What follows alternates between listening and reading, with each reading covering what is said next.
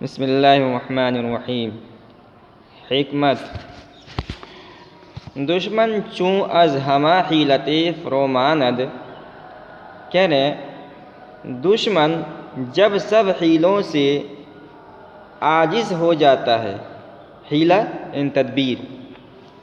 دشمن اپنے دشمن سے، ایک دشمن دوسرے دشمن سے لڑنے کے لیے پہلے تدبیر کرتا ہے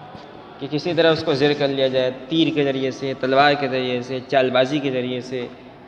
لالچ دے کر۔ لیکن جب اس کو زیر نہیں کر پاتا ہے تو کیا کرتا ہے؟ تو حیلتن کی جمع حیل آتی ہے، اور فرومانت یہ فروماندن سے واحد غائب فعل مضارع ہے، عاجز رہ جانا۔ تو دشمن چوں از ہمہ حیلت فروماند،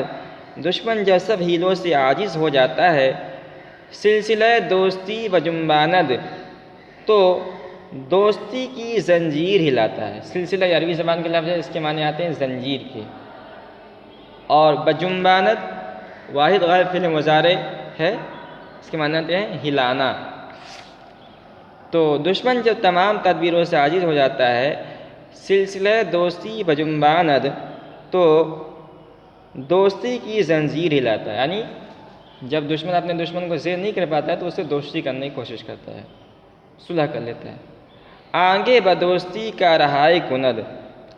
اور اس دوستی کے وقت میں، آگے بدوستی اس وقت دوستی کی وجہ سے، یعنی اس وقت جو اس سے دوستی اصلہ کا ہاتھ تمہاری طرف بڑھا رہا ہے، اس وقت کارہائے کند ایسے کام کر لیتا ہے کہ ہیچ دشمن نہ تواند، جو کوئی دشمن نہیں کر سکتا۔ ٹھیک ہے؟ تو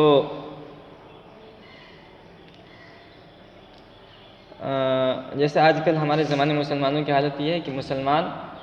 یہ کتنی یعنی بت پرستی اور دیگر اعمال اس سے کتنی نفرت کرتے ہیں مسلمان، لیکن آج مسلمانوں کی جو حالت ہو گئی ہے تو اس میں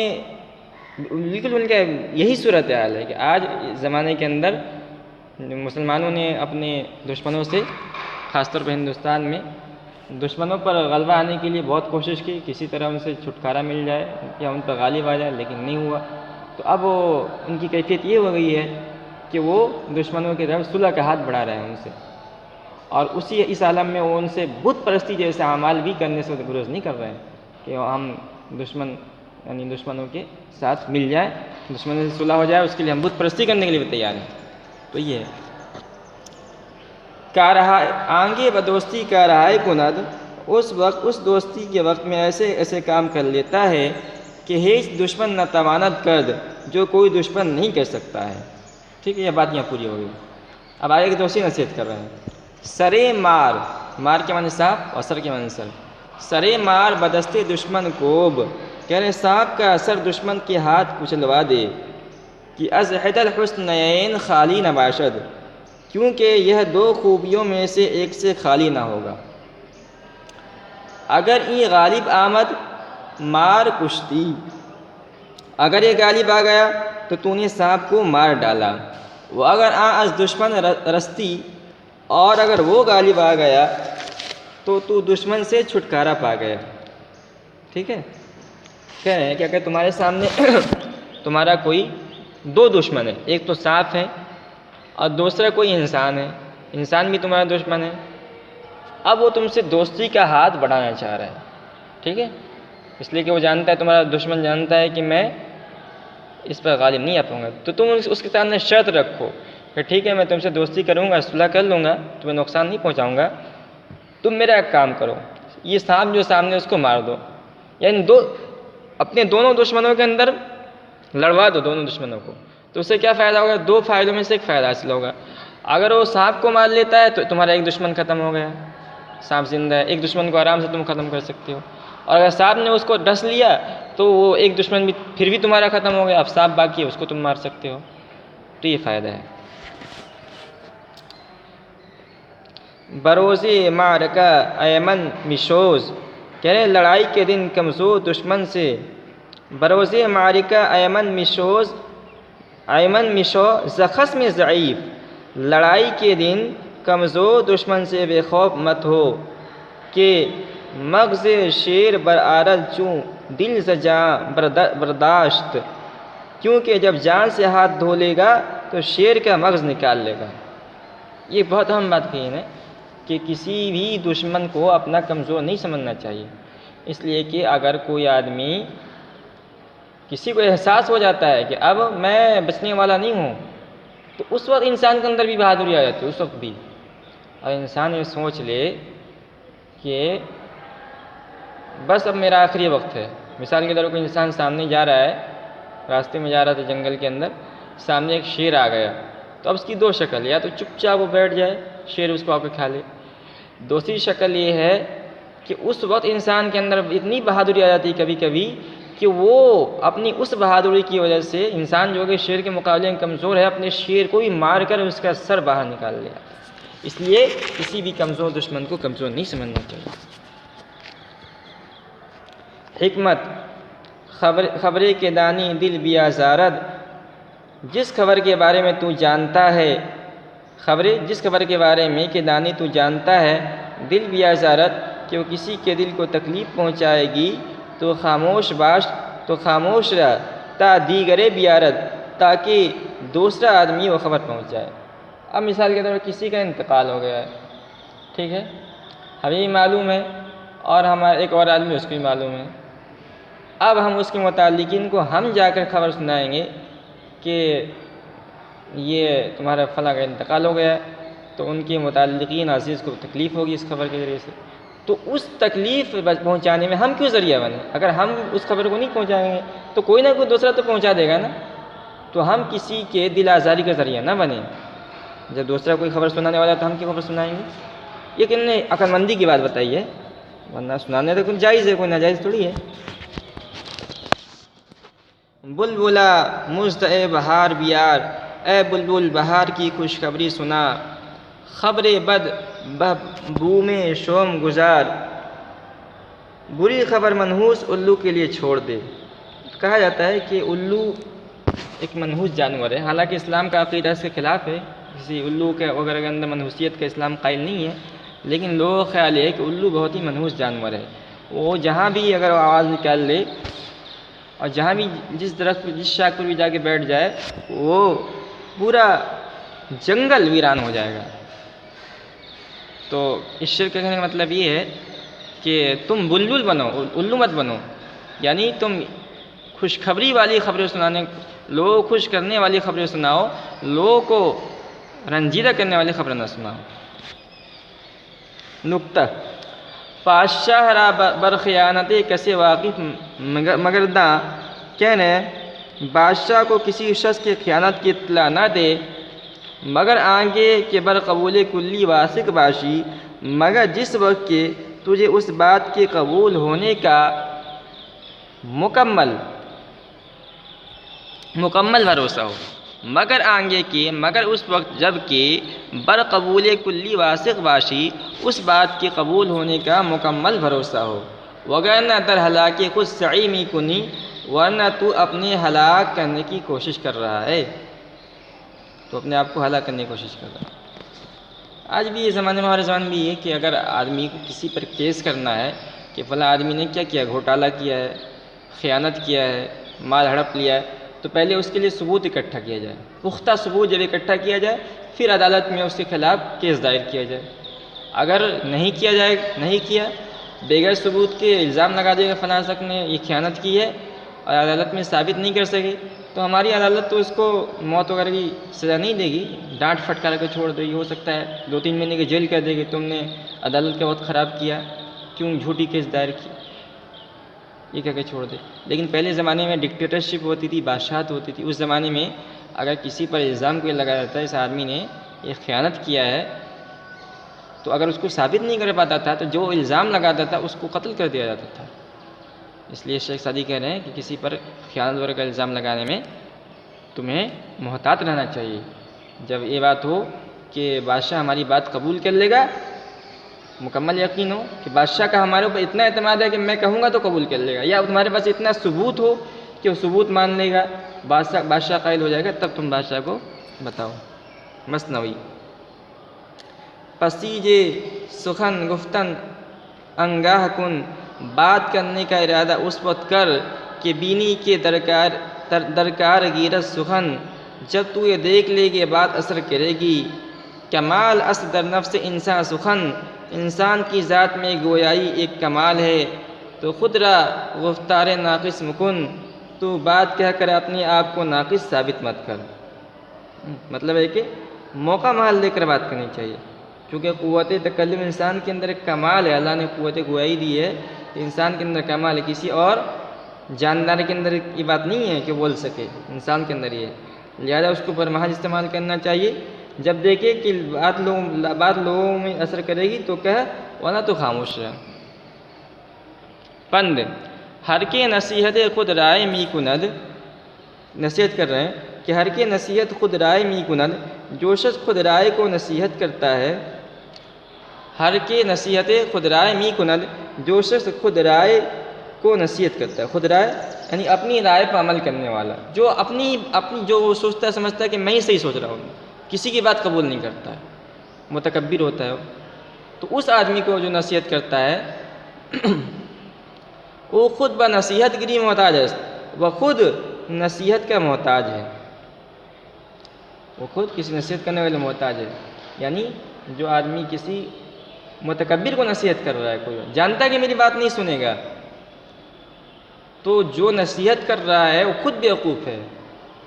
اسے ضرورت ہے کسی عقل مند آدمی کے پاس جا کر نصیحت لے کہ خود رائے کو نصیحت نہیں کرنا چاہیے۔ پند: نصیحت: فریب دشمن مخور، کہہ رہے ہیں دشمن کا فریب مت کھا۔ وغرور مداح مخر، اور تعریف کرنے والے کا غرور و دھوکہ مت خرید۔ کہ این دامِ زرق نہادہ است، اس لیے کہ اس نے مکاری کا جال بچھا رکھا ہے۔ وہاں دامن طمع کشادہ، اور اس نے لالچ کا دامن پھیلا رکھا ہے۔ تو بہت یہ اہم نصیحت ہے کہ ایک تو یہ ہے کہ دشمن اگر کوئی دھوکہ اور چال چلے تو اس میں نہیں پھنسنا چاہیے، اور دوسرا یہ کہ کوئی تعریف کرے تمہاری تو اس کی تعریف کا شکار نہیں ہونا چاہیے۔ لوگ عام طور پہ جب کسی کی تعریف کرتے ہیں تو وہ اپنے فائدے کے لیے کرتے ہیں، اس کے اندر ان کا ضرور کوئی فائدہ ہوگا، تمہاری تعریف نہیں کریں گے وہ۔ تو دشمن جو ہوتا ہے اگر وہ کوئی چال چلتا ہے، یعنی کوئی بات ایسا کرو، تم دشمن کوئی رائے دے رہا ہے کہ تم ایسا کرو، تو اس میں چال ہوگا اس کی، اس لیے اس چال میں مت آؤ۔ وہ اگر کہے کہ تم اس راستے سے جاؤ تو تم جو ہے اس کے مخالف راستے سے جاؤ۔ اور تعریف کرنے والا کوئی تمہاری تعریف کرے تو سمجھو کہ یہ مجھ سے کچھ چاہتا ہے، اس لیے میری تعریف کر رہا ہے، مجھے کھلا رہا ہے، اس لیے اس سے محتاط رہو، بچو، اس کی تعریف کا شکار مت ہو۔ تو کہہ رہے ہیں کہ این دامِ زرق نہادہ است، یہ اس نے یعنی دشمن نے مکاری کا جال بچھا رکھا ہے، اور وہاں دامن طمع کشادہ، اور اس نے لالچ کا دامن پھیلا رکھا ہے۔ پند: احمق را ستائش خوش آید، احمق را ستائش خوش آید، کہہ رہے ہیں بیوقوف آدمی کو تعریف اچھی معلوم ہوتی ہے۔ اگر کوئی تمہاری تعریف کر رہا ہے، تمہیں اچھی لگ رہا ہے، پھول رہے ہو تم، اس کا مطلب تم بیوقوف ہو۔ عقل مند آدمی کے سامنے اس کی تعریف کی جاتی ہے تو وہ سمجھتا ہے کہ یہ مجھے پھلا رہا ہے، اس کو تعریف بھلی نہیں معلوم ہوتی ہے۔ چوں لاشا، جیسے مرے ہوئے جانور کی لاش، کہ در کعبش دم فروا نماید، کہ اس کی ٹانگوں میں پھونک بھرنے سے موٹی معلوم ہوتی ہے۔ کسائی لوگ کیا کرتے ہیں کہ دکان میں جب گوشت کو سجاتے ہیں تو جو کٹی ہوئی ران میں ہڈی کی طرف اسے پھونک مار دیتے ہیں، کٹی ہوئی ران ہوتی ہے، اس میں جو ہڈی ہوتی ہے اس میں پھونک مار دیتے ہیں، ہوا بھر دیتے ہیں اس کے اندر، تو وہ بہت موٹا ران معلوم ہوتا ہے، حالانکہ اس میں ہوا بھری ہوئی ہے۔ تو جس طرح وہ ران حقیقت کے اندر نہیں ہے، موٹا نہیں ہے، تازہ نہیں ہے، بلکہ اس کے اندر ہوا بھرا گیا، اسی طرح جو بیوقوف آدمی ہوتا ہے اس کی تعریف جو کی جاتی ہے نا، اور اس کو اچھی معلوم ہوتی ہے، تو وہ بس ہوا ہی کی طرح ہے، اس لیے کہ اس میں کوئی اچھی صفت ہوتی نہیں ہے۔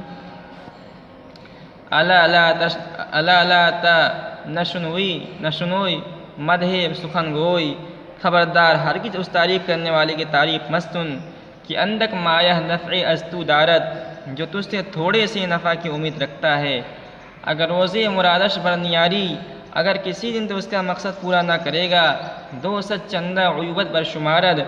تو تیرے 200 عیب شمار کرنے لگے گا۔ اگر کوئی تمہاری تعریف کر رہا ہے تو اس کا مقصد ہے، تم سے کوئی چیز حاصل کرنا چاہ رہا ہے، اگر کسی دن تم اس کا مقصد پورا نہیں کرو گے تو تمہاری وہ کیا کرے گا، بہت سارا عیوب نکال لے گا۔ حکمت، متکلم را تا کسی عیب نہ گیرد، سخنش صلاح نہ پذیرد۔ کہنے بات کہنے والے کا کوئی عیب جب تک پکڑا نہ جائے، متکلم را تا کسی عیب نہ گیرد، بات کہنے والے کا کوئی عیب جب تک پکڑا نہ جائے، سخنش صلاح نہ پذیرت، تو اس کی بات درستگی کو قبول نہیں کرتی ہے۔ یعنی مقرر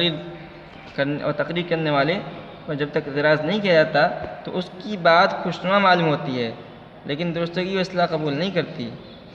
یہ تو اسی وقت ہوگا جب کہ اس کو یہ پر گرفت کی جائے گی۔ اسی لیے جب مشقی پروگرام ہوتا ہے ہمارے مدارس کے اندر تو اس میں طلبہ میں کوئی غلطی ہوتی ہے تو اس کی اصلاح کی جاتی ہے، بتایا بھائی تم یہ الفاظ غلط کہہ رہے ہو، تمہارے انداز غلط ہے، تاکہ اصلاح ہو۔ ورنہ تو آدمی کہے گا میری تقریر کے اندر کوئی غلطی نہیں ہے، خود اعتمادی آ جائے گی، تکبر آ جائے گا اس کے اندر، کبھی کسی کو اصلاح کرنا چاہے گا تو اصلاح بھی قبول نہیں کرے گا۔ میشا و گرہ بر حسن گفتار کھیش، اپنی اچھی گفتگو پر مغرور نہ ہو، بتحسین نادا و پندار کیش، نادان کی تعریف اپنے غرور کی وجہ سے۔ حکمت، ہمہ کسرا عقل خود بکمال نمائند، کہہ رہے ہیں سب آدمی کو اپنی عقل کامل معلوم ہوتی ہے، وہ فرزند خود بجمال، اور اپنی اولاد خوبصورت معلوم ہوتی ہے۔ ہمہ کسرا سب آدمیوں کو عقل خود بکمال نمائند، اپنی عقل کامل،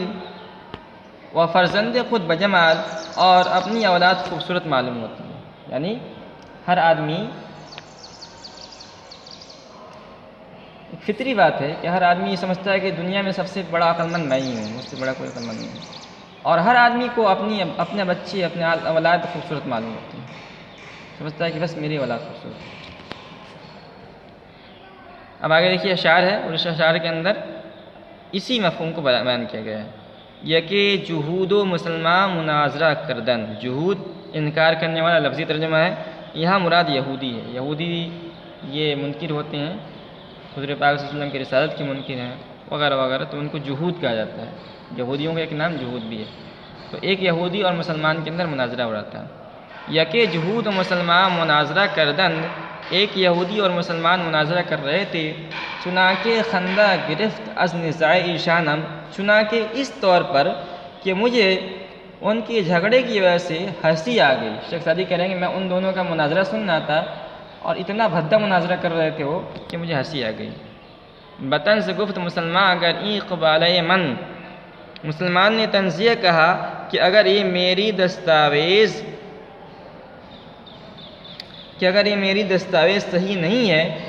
اگر این قبالۂ من درست نیست، اگر میری دستاویز صحیح نہیں ہے، خدایا جہود میرانم،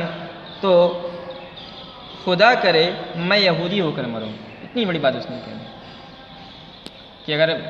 کچھ جھگڑا ہوگا کچھ کاغذات وغیرہ کا، زمین وغیرہ کا، تو اس نے کہا کہ اگر جو میرے سامنے دستاویز ہے صحیح نہیں ہے تو میں دعا کرتا ہوں کہ اللہ مجھے یہودی بنا کے مار۔ جہود گفت بتوریت می خورم سوگند، سوگند کے معنی قسم۔ یہودی نے کہا میں توریت کی قسم کھاتا ہوں، وغیر خلاف بود ہمچو تو مسلمانم، اور اگر معاملہ اس کے خلاف ہو تو میں تیری طرح مسلمان ہو جاؤں۔ اس نے کہا کہ اگر میں غلط کہہ رہا ہوں تو توریت کی قسم، پہلے لوگ اس نے کہا توریت کی قسم کھا کر رہا ہوں کہ میں صحیح کر رہا ہوں، اور اگر میں غلط کر رہا ہوں تو میں مسلمان ہو کر مروں۔ اگر از بسیط زمیں عقل منعدم گردد، کہہ رہے ہیں اگر دنیا کے فرش سے عقل بالکل معدوم ہو جائے، بخود گما نبرد ہیچ کس کے نادانم، تب بھی کوئی آدمی اپنے آپ کو نادان نہ سمجھے گا۔ تو اس میں یہی دیکھنے کی بات یہ ہے کہ ہر یہودی کو بھی معلوم ہو رہا تھا کہ میں سب سے بڑا عقل مند ہوں، مسلمان بھی سمجھ رہا تھا کہ میں سب سے بڑا عقل مند ہوں، اس لیے مسلمان قسم کھا رہا تھا کہ میں غلط بول رہا ہوں تو میں یہودی ہو کے مروں، یہودی کہہ رہا تھا کہ میں غلط بول رہا ہوں تو مسلمان ہو کے مروں۔ تو یہ کہنے شیخ سعدی اگر دنیا میں کسی کے پاس عقل نہ بھی ہو، سب سے عقل ختم کر دیا جائے تو بھی سب آدمی اپنے آپ کو، یعنی دنیا میں سب بیوقوف، سب کے سب بیوقوف ہو جائے تو بھی ہر آدمی اپنے آپ کو عقل مند سمجھے گا۔ بس یہیں تک سبق پورا کریں۔